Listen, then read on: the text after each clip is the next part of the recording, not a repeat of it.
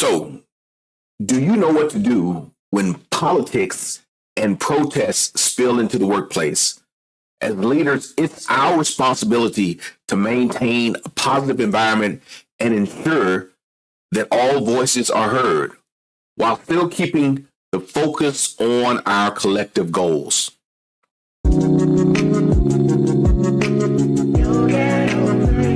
Well, rise and shine, leaders. This is Glen, Guyton, your cultural futurist, equipping organizations with effective strategies to foster a culture of innovation, reduce workplace stress, and elevate team performance. I have my beverage in hand. I hope you have yours too. They say you can't choose your family, but you can choose your workplace culture and your beverage, of course. And I'm drinking just some cheap hotel coffee today. Leadership matters, so you might as well get good at it. If you're watching on YouTube, don't forget to like and subscribe. Today, we are tackling a tough but timely issue: navigating the complexities of politics and protests in the workplace. So here are some strategies to manage this with sensitivity and to manage it effectively.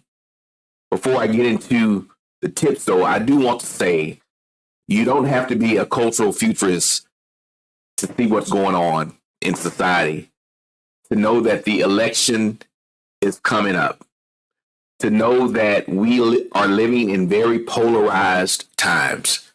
Now, I did just see a recent article that says that we are the most empathetic as a nation that we've been since 1971. Do you believe that? I don't know if I believe that, but at least the news is reporting that, and that's good news. I'll try to find the link and post that in the description of this episode. But we are the most empathetic that we've been in a while. But I don't know if you watch the news, if you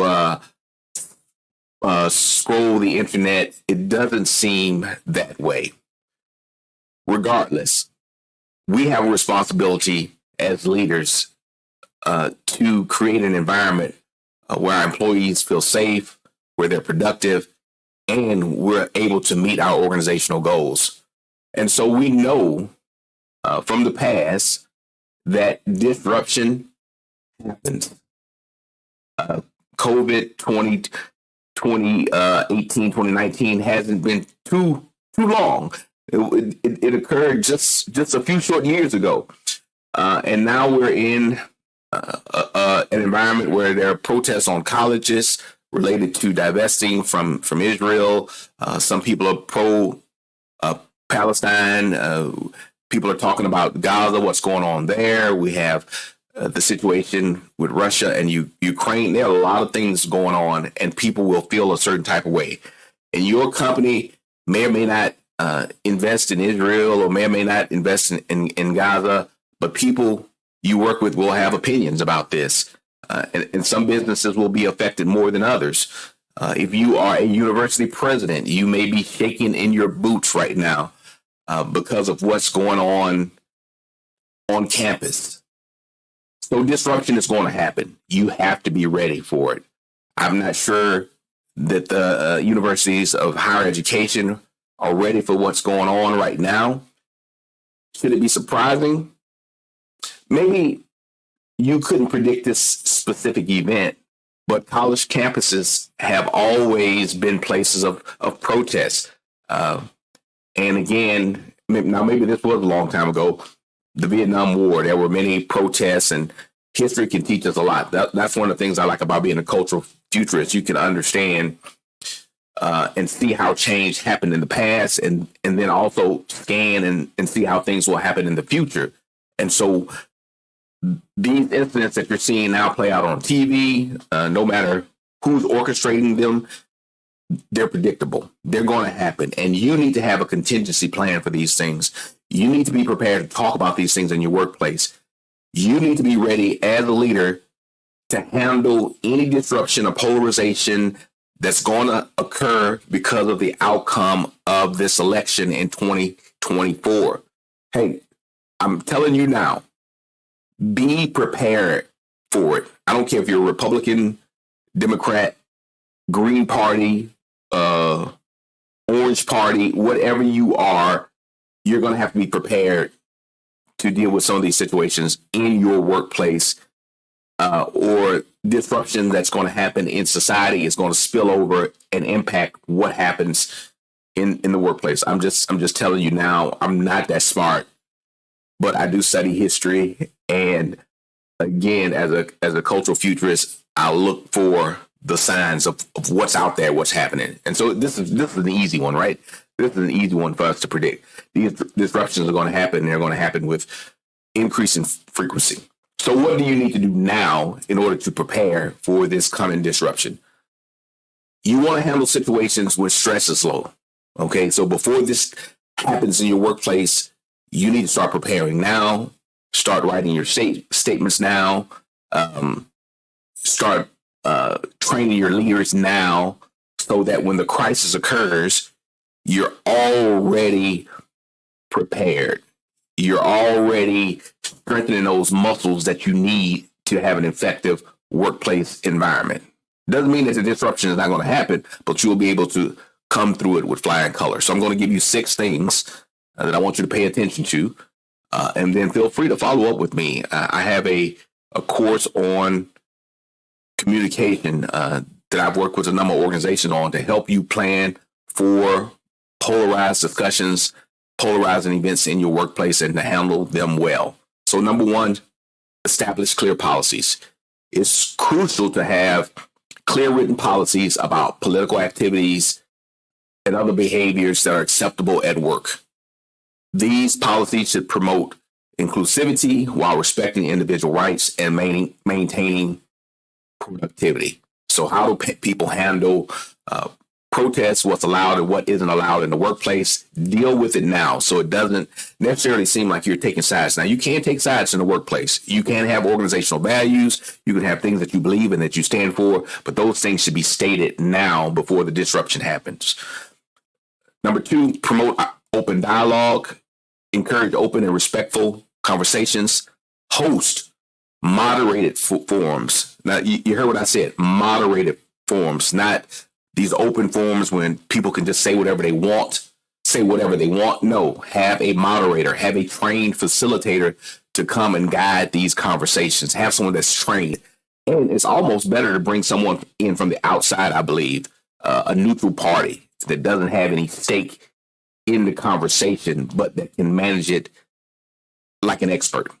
So host moderated forums or workshops where employees can express their views and learn from each other in a controlled environment. This promotes understanding and can prevent conflicts.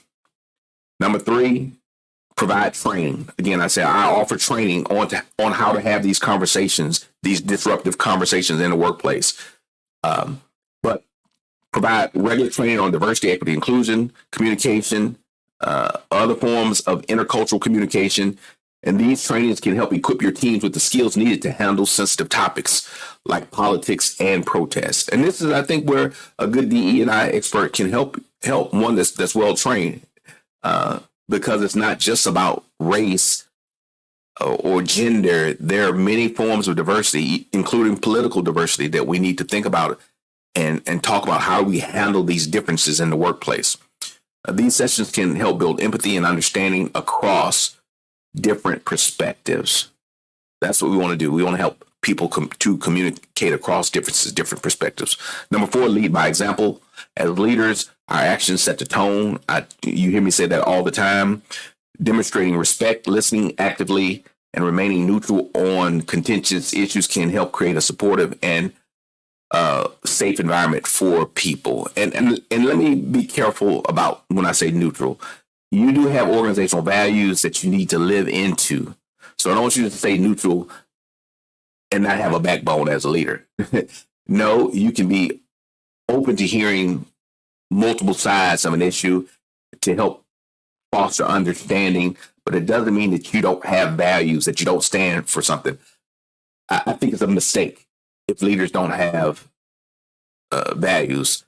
Now, again, your values can be deeply rooted into what the company or corporation is saying. That's fine. But just to say that, hey, we're neutral, we don't have a stance on this, I think it's poor leadership. I really do. I think it's poor leadership. And there are some things you could say I'm not qualified to have an opinion on, or I'm not an expert on this. I don't know enough at the time. But that's different. Just saying, hey, we're just neutral. We're just all sides are equal. No, all sides aren't necessarily equal if they don't line up with your personal values, the values of the organization, or the mission of the organization. You do have values, so articulate them. That's leadership. But we want to be open to hearing diverse perspectives because it may change our understanding of something. We may get more knowledge that will help us to have a better, more informed point of view. Number 5, monitor the workplace climate. Keep a pulse on the organizational culture. Surveys, one-on-one meetings, and feedback tools can help gauge how employees feel and identify issues early on. So if you see things start to bubble up, don't wait till they bubble over, right? Things are bubbling up to the surface, deal with them. Number 6, support employee well-being. In times of political turmoil, employees may feel stressed or anxious. Provide support through wellness programs, mental health programs, and other resources. These can help employees cope with the situation and, again, help diffuse the situation before it boils over. All right, so hopefully these things are helpful to you. I will actually put a link to my conversation cards in the description so that you all can have those. That's one part of the course that I teach on this. But the conversation cards are just basic protocols for having conversations that deal with race, identity, or other factors of difference that we have. So it doesn't matter if it's political difference, different points of view on certain issues. I believe this tool will be a help to you in your organization, but you have to have a plan. So as we close, let's not forget the strength and perseverance that it takes to lead with empathy and inclusivity. Better leaders get better results. So to every one of you leading the charge for a more supportive and engaging workplace, I leave you with this. Stay bold, stay inspired, and remember that your actions today shape the culture of tomorrow. My name is Glen Guyton. You all have a wonderful, wonderful, wonderful day.